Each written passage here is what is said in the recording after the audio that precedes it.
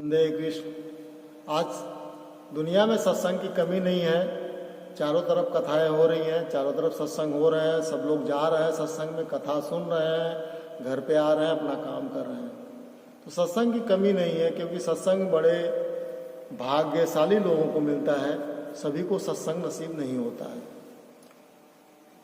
क्योंकि सत्संग भगवान राम की कृपा से ही मिलती है। अब यह नहीं पता है कि जिस जगह आप जा रहे हैं वह सत्संग है या कुछ और हो रहा है, हमें नहीं पता है, क्योंकि हमें सत्संग मिला नहीं।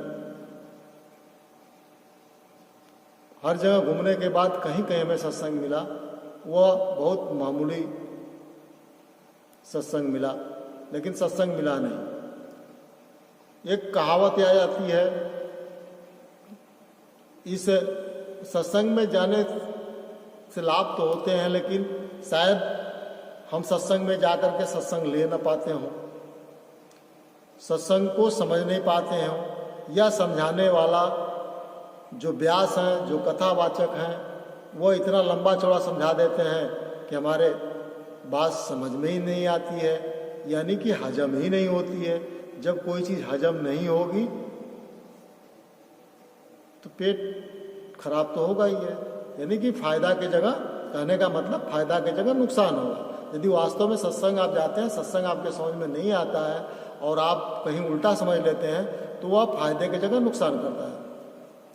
तो सत्संग में जाते हैं लोग, कथा सुनते हैं और घर चले जाते हैं। तो एक छोटी सी कहानी है जो हमें याद आती है कि ठीक सत्संग भी इसी तरह हो रहे हैं। कुछ सुग्गे थे, तोते थे, और उन्होंने आपस में बैठ करके बातें कर ली। आप भी जानते हैं इसको।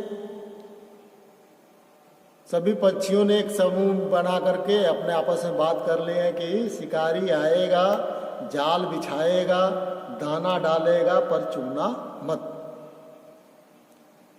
शिकारी आया, सभी पक्षियां अपना एक सुर से बोल रही हैं, शिकारी आएगा, जाल बिछाएगा, दाना डालेगा, चुगना मत।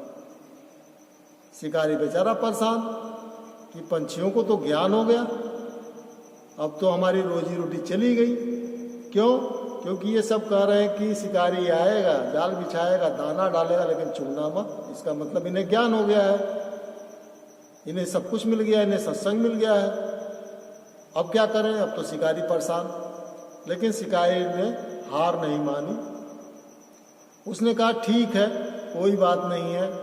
ये सब बोले ही जा रहे थे। शिकारी ने कहा कि ठीक है, प्रयास करने में कमी नहीं रखनी चाहिए, प्रयास करनी चाहिए, हो सकता है हमें सफलता मिल जाए, नहीं मिलेगी तो कोई बात नहीं, हमारा काम ही यही है। उसने क्या किया? जाल बिछाया और दाना डाला।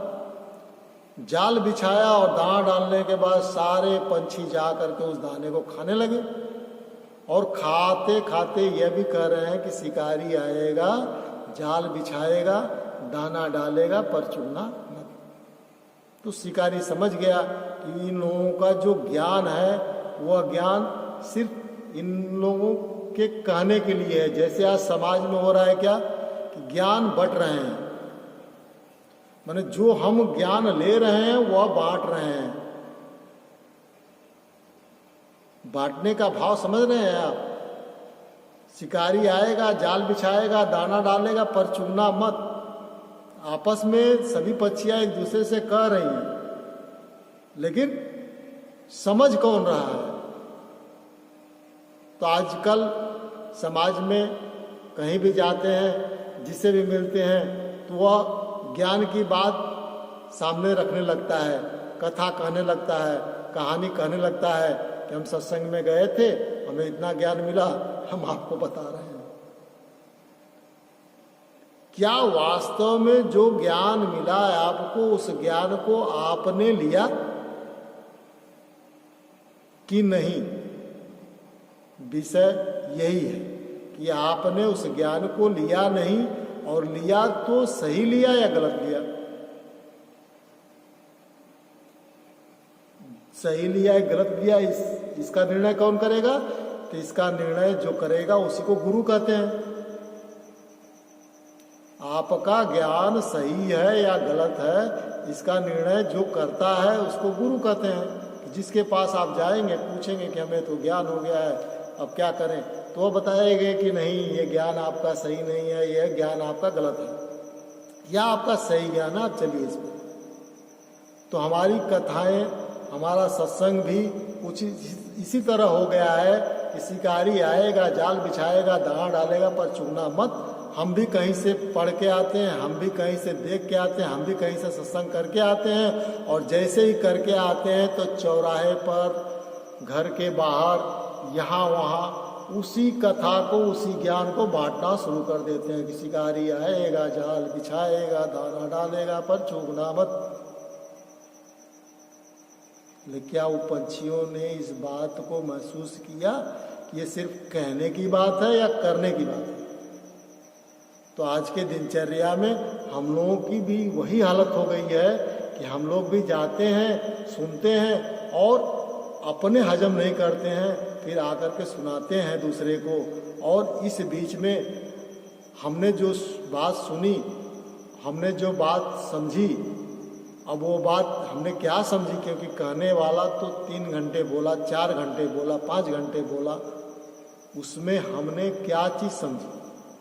अब इस जो हमने समझी और वह सही है गलत है, इसका निर्णय गुरु करता है, और गुरु आपके पास मिलेगा नहीं, क्योंकि कहने वाला तो कहकर चला गया।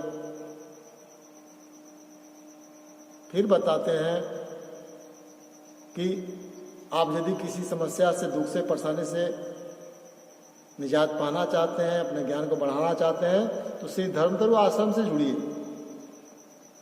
धर्मतरु आश्रम से जुड़ने के लिए कोई शुल्क नहीं लगता है।